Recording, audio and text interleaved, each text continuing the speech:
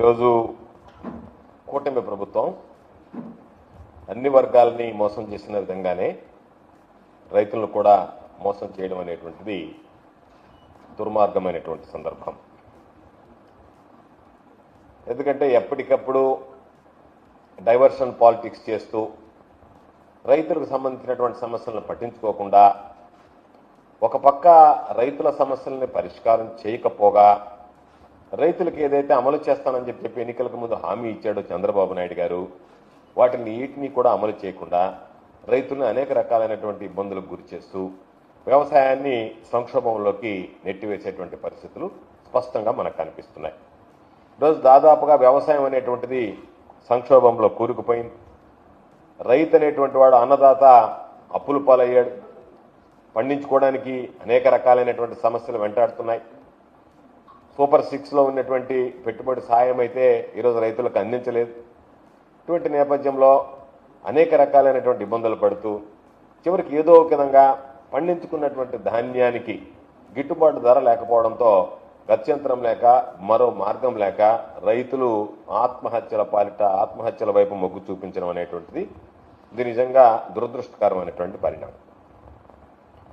అనేక రకాలైనటువంటి సమస్యలు రైతులను వెంటాడుతున్నాయి. వరదలు ఒక పక్క వస్తున్నాయి, భారీ వర్షాలు ఒక పక్క చూస్తున్నాం, మరొక పక్క వర్షాభావ పరిస్థితుల్లో కొన్ని ప్రాంతాలు కరువుతో ఈరోజు అలమటించేటువంటి పరిస్థితి కనిపిస్తుంది. వీటికి సంబంధించి ఏదైతే ఉపశమనం కలిగించడానికి అనేక రకాలైనటువంటి మార్గాలు ఏదైతే ఉన్నాయో గత ప్రభుత్వంలో వైఎస్ఆర్ కాంగ్రెస్ పార్టీ ప్రభుత్వంలో జగన్మోహన్ రెడ్డి గారు సమర్థవంతంగా ప్రవేశపెట్టాడు. పెట్టుబడి సహాయం కావచ్చు, ఆ రోజు దాన్ని వైఎస్ఆర్ రైతు భరోసా అన్నాం. చంద్రబాబు నాయుడు గారు మాత్రం అన్నదాత సుఖీభవ అని చెప్పి పేరు పెట్టాడు.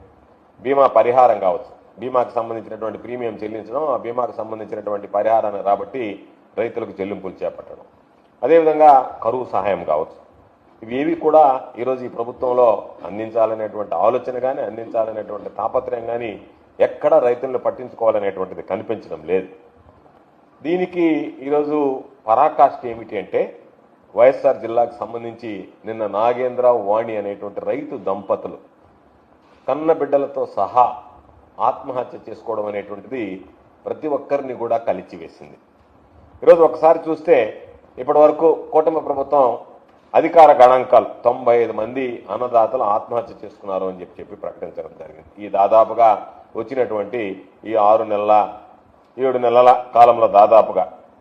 అయితే ఈ రోజునటువంటి లెక్కల ప్రకారం దాదాపుగా అనధికారికంగా చూస్తే 95 అధికారికంగా ప్రకటించిన ఈరోజు 150 పైచిలకు ఈరోజు వాటికి సంబంధించి ఆత్మహత్యలు జరిగాయనేటువంటిది క్షేత్రస్థాయిలో వెల్లడైనటువంటి విషయం. అయితే ఈరోజు ఒక పక్క ఆత్మహత్యలను తొక్కిపెడుతూ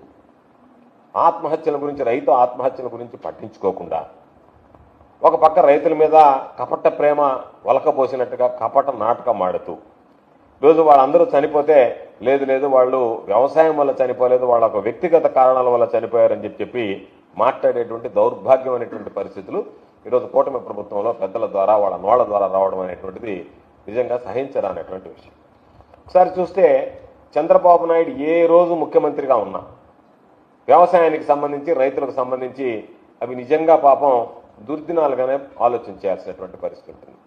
వాళ్ళకి దురవస్థ, పడరానటువంటి పాటలు, అనేక రకాలైనటువంటి ఇబ్బందులు రైతాంగానికి ఈరోజు చంద్రబాబు నాయుడు ఏ రోజు ముఖ్యమంత్రిగా ఉన్నా సరే అటువంటి పరిస్థితులు దాపురిస్తాయనేటువంటిది ప్రతి ఒక్కరికి తెలిసినటువంటి విషయం. అందుకే చంద్రబాబు నాయుడు నోటుకుండా సాక్షాత్తు ముఖ్యమంత్రిగా ఉన్నప్పుడే వ్యవసాయం దండగా అని ఆయన సెలవు ఇవ్వడం జరిగింది గతంలో. అయితే ఈరోజు ఇప్పటికీ చంద్రబాబు నాయుడు అనేక సార్లు ముఖ్యమంత్రి కావడం దిగిపోవడం జరిగినా మరలా ముఖ్యమంత్రి అయినా 62% మంది ఎవరైతే ఉన్నారో జనాభాలో వ్యవసాయం మీదనే ఆధారపడి గ్రామీణ ప్రాంతాల్లో వ్యవసాయమే ప్రధానమైనటువంటి వృత్తిగా ఈరోజు జీవించేటువంటి పరిస్థితి ఏర్పడింది. నేను పరిశ్రమలు తెచ్చాను, ఆర్థికంగా ఎంతో పురోగతి తీసుకొచ్చాను, ఎంతో ప్రగతి సాధించాం అన్ని రంగాల్లో అని చెప్పినా దానికి సంబంధించినటువంటి ఆ వ్యవసాయం, ఆ భూములు, వాటికి సంబంధించినటువంటి ఆదాయం, దాని మీద ఆధారపడేటువంటి కుటుంబాలు మాత్రం దాదాపుగా 62% మంది ఈరోజు వ్యవసాయమే ప్రధానమైనటువంటి వృత్తిగా ఈరోజు పనిచేసేటువంటి పరిస్థితి దాని ద్వారా ఉంది. అటువంటి అన్నదాతల్ని వెతలకు గురి చేస్తూ వ్యవసాయాన్ని నిర్లక్ష్యం చేస్తూ వాళ్ళు ఆత్మహత్యలకు సంబంధించినటువంటి ప్రేరేపిస్తే దానిలో ప్రభుత్వ వైఫల్యం స్పష్టంగా కనిపిస్తుంది. చంద్రబాబు నాయుడు ఎందుకు ఆత్మహత్యలు ఎప్పుడు ఎక్కువ చెప్పడంటే, ఆత్మహత్యలు ఎక్కువ చెబితే ఒకవేళ నిజంగా దురదృష్టకరమైనటువంటి సంఘటన జరిగి ఆత్మహత్యలకు రైతులు పాల్పడితే వాళ్ళని ఉదారంగా ఆదుకునే ప్రయత్నం చేయాలి. చంద్రబాబు నాయుడు ఆత్మహత్యలను తొక్కి పెడతాడు. కారణం ఏమిటంటే, ఆత్మహత్యలు ఎక్కువయ్యాయి అంటే ప్రతిపక్షాలు కానీ ఇంకా మిగతా ప్రజల దృష్టిలో, ఈ సమాజం దృష్టిలో చంద్రబాబు సమర్థవంతంగా పనిచేయలేదనేటువంటి నాకు అపప్రద వస్తుందేమో. దానివల్ల రైతుల ఆత్మహత్యలను అణగదొక్కేస్తే సరిపోతుంది. వాటిని తొక్కేస్తే ఎక్కడ కూడా ఆత్మహత్యలు వెలుగు చూడకుండా, వాటిని బయటికి రానివ్వకుండా, ఎక్కడన్నా పత్రికల్లో వచ్చినా ఎవరన్నా ఘోషించినా లేదు లేదా వ్యక్తిగత కారణాలతో జరిగాయి అనేటువంటి కలరింగ్ ఇచ్చి తప్పించుకోవాలనేటువంటి ఆలోచన చేస్తాడు తప్ప, కనీస సాయం అందించాలనేటువంటి ఓ మానవతా దృక్పథంతో కూడా రైతుల పట్ల చంద్రబాబు నాయుడు గారు ఎప్పుడూ వ్యవహరించినటువంటి పరిస్థితి లేదు. ఒక్కసారి చంద్రబాబు నాయుడు ఆలోచన విధానం చూస్తే, ఉమ్మడి ఆంధ్ర రాష్ట్రం ఉన్నప్పుడు ఆనాటి కాంగ్రెస్ ప్రభుత్వంలో ₹1,00,000 రైతులకి ఆత్మహత్య జరిగితే వాళ్ళకి ఆ రోజు ₹1,00,000 పరిహారం ఇచ్చేటువంటి వాడు. చంద్రబాబు నాయుడు తర్వాత ముఖ్యమంత్రి అయిన తర్వాత ఎంత దౌర్భాగ్యం అంటే, అదే చంద్రబాబు నోటితోనే ₹1,00,000 పరిహారం ఆశించి రైతులు ఆత్మహత్య చేసుకుంటున్నారు అని చెప్పి రైతులను కించపరిచేటువంటి విధంగా అవహేళనగా మాట్లాడినటువంటి సందర్భాలు ఉన్నాయి. ఆ తర్వాత దాన్ని దాదాపుగా 2003 వచ్చేటప్పటికి చంద్రబాబు ఇచ్చే పరిహారాన్ని కూడా ఆపివేశాడు. ఇవ్వలేదు, ఇవ్వాలని అనిపించలేదు, ఇవ్వలేదు. తర్వాత 2014లో మరలా ఈ పరిహారాన్ని పునరుద్ధరించే క్రమంలో చంద్రబాబు నాయుడు ముఖ్యమంత్రి అయిన తర్వాత ₹1,50,000 లెక్కన దాన్ని ఇస్తానని చెప్పి 2015 ఫిబ్రవరి 18 వరకు, 2014లో ముఖ్యమంత్రి అయిన తర్వాత 2015 ఫిబ్రవరి 18 వరకు ₹1,50,000 రైతులకు ఇచ్చాడు. ఆ తర్వాత దాన్ని నేను 5 లక్షలకు పెంచుతున్నానని చెప్పి, దానిలో ఎంత దుర్మార్గం అంటే, నేను 5 లక్షలకు పెంచుతానని చెప్పి ₹1,50,000 ఆ రైతు కుటుంబాలకు సంబంధించి వాళ్ళు బకాయిలుంటే ఆ బకాయిలు చెల్లించేస్తారు. కాబట్టి ₹1,50,000 బకాయిలకు వెళ్ళిపోతాయి. ఆ రైతు కుటుంబం ఉన్నటువంటి బ్యాంకులకు కానీ ఎక్కడన్నా బకాయిలు ఉంటే వాటిని చెల్లించేస్తారు. అయిపోయింది. ₹3,50,000 కూడా నేరుగా నేను ఇవ్వను, నేను ఫిక్స్డ్ డిపాజిట్ చేస్తే దాని మీద వచ్చే వడ్డీతో మీరు బతికితే భవిష్యత్తులో మీ అవసరాలకు సంబంధించినటువంటి తీరాల్సిందే తప్ప రైతుల్ని, ఆ కుటుంబాన్ని, చితికిపోయినటువంటి ఆ కుటుంబాన్ని, ఆత్మహత్య చేసుకున్నటువంటి ఆ కుటుంబాన్ని వెంటనే ఆదుకోవాలనేటువంటిది ఎక్కడా కూడా కనిపించినటువంటి నేపథ్యం లేదు. ఒక్కసారి మనం చూస్తే 2014 నుంచి 2019 వరకు దాదాపుగా 5-6 వేల మందికి పైచీలకు ఆత్మహత్యలకు పాల్పడితే చంద్రబాబు నాయుడు ప్రభుత్వం ఆ రోజు గుర్తించింది కేవలం 1,223 మందిని.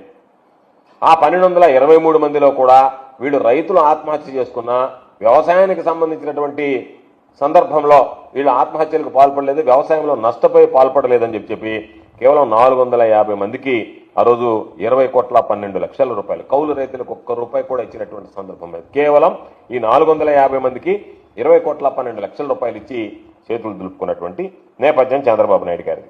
2019-24 మధ్య ముఖ్యమంత్రిగా జగన్మోహన్ రెడ్డి గారు అయిన తర్వాత ఏదైతే రైతులకు సంబంధించినటువంటి ఆత్మహత్యలకి 5 లక్షలు ఉన్నాయో ఆ 5 లక్షల రూపాయలని 7 లక్షల రూపాయలకి పెంచడం జరిగింది. 7 లక్షల రూపాయలకి పెంచడంతో పాటు వీటికి సంబంధించి ఎక్కడ కూడా గతంలో నేను చెప్పినటువంటి ఏదైతే 1,223 మంది చనిపోతే 450 మందికి మాత్రం ఇచ్చి చేతులు దులుపుకుంటే, జగన్మోహన్ రెడ్డి గారు మరలా ఆయన ప్రభుత్వం ఏర్పడిన తర్వాత 2019లో చంద్రబాబు ప్రభుత్వంలో జరిగినటువంటి అన్నిటి మీద కూడా వెరిఫై చేయండి, ఆధారాలు సేకరించండి, వాళ్ళందరికీ కూడా పరిహారం ఇద్దామని వెంటనే ముఖ్యమంత్రి అయిన వెంటనే చేసినటువంటి ఆలోచన ముందున్నటువంటి ప్రభుత్వం. చంద్రబాబు నాయుడు గారికి జగన్మోహన్ రెడ్డి గారికి ఉన్నటువంటి తేడా, మీ ప్రభుత్వంలో చేశారు, మీ ప్రభుత్వంలో అది చేశారని చెప్పి వెళ్ళడం తప్ప, ఏదన్నా గత ప్రభుత్వంలో ఒక పొరపాటు జరిగితే వాటిని సవరించాలి కానీ గత ప్రభుత్వంలో ఇవ్వనటువంటి దాన్ని ఇవ్వాలనేటువంటి ఆలోచన చంద్రబాబు జీవితంలో ఎన్నడూ చేసినటువంటి సందర్భం లేదు. అటువంటిది జగన్మోహన్ రెడ్డి గారు చొరవ తీసుకుని ఎంతమంది చనిపోయారనేటువంటిది లెక్క వేసి 2014-2019 మధ్య 474 మంది కుటుంబాలు ఆత్మహత్యలు చేసుకున్నాయి, వాళ్ళకి పరిహారం అందలేదు అని చెప్పి లెక్క తేల్చి 474 కుటుంబాలకి జగన్మోహన్ రెడ్డి గారు నష్టపరిహారం అందించడం జరిగింది. మిగిలిన కుటుంబాలకు సంబంధించినటువంటి రికార్డు డేటా కూడా కలెక్ట్ చేసేటువంటి అవకాశం రాలేదు. కాబట్టి చంద్రబాబు నాయుడు ఎప్పుడు కాపీ క్యాట్ చెప్తుంటాడు, నాకున్నటువంటి అనుభవం, నాకున్నటువంటి ప్రజ్ఞ, నాకున్నటువంటి అపారమైనటువంటి తెలివితేటలు ఎవ్వరికి లేవు, ఈ ప్రపంచంలోనే లేవు, ఈ దేశంలోనే నేను పుట్టాల్సినటువంటి వాడిని కాదని మాట్లాడేటువంటి చంద్రబాబు ఎప్పుడూ కూడా స్వతహాగా ఒక్క కార్యక్రమమైనా సరే, ఒక్క సంక్షేమ పథకమైనా సరే ప్రవేశపెట్టడం మీరు చూడండి, ఎక్కడా ప్రవేశపెట్టినటువంటి దాఖలాలు. చంద్రబాబు అనేటువంటి వాడు కాపీ క్యాట్. ఎవడన్నా ప్రవేశపెట్టినటువంటి దాన్ని కాపీ చేయడమో లేకపోతే ఇతర రాష్ట్రాల్లో ప్రవేశపెట్టిన దాన్ని తీసుకొచ్చి ఇక్కడ అమలు చేయడమో తప్ప ఎక్కడా చంద్రబాబు నాయుడు బుర్రలో నుంచి మోసం చేయడానికి ఎక్కువగా ఆలోచన చేస్తాడు కాబట్టి ప్రజలకు సంబంధించినటువంటి సంక్షేమాన్ని గురించి ఆలోచన చేయడానికి సమయం ఉండదు. ఆ ఆలోచన చేయాల ప్రజలకు అనేటువంటి ఆ ఆలోచన శక్తి కూడా చంద్రబాబు నాయుడుకి లేదు.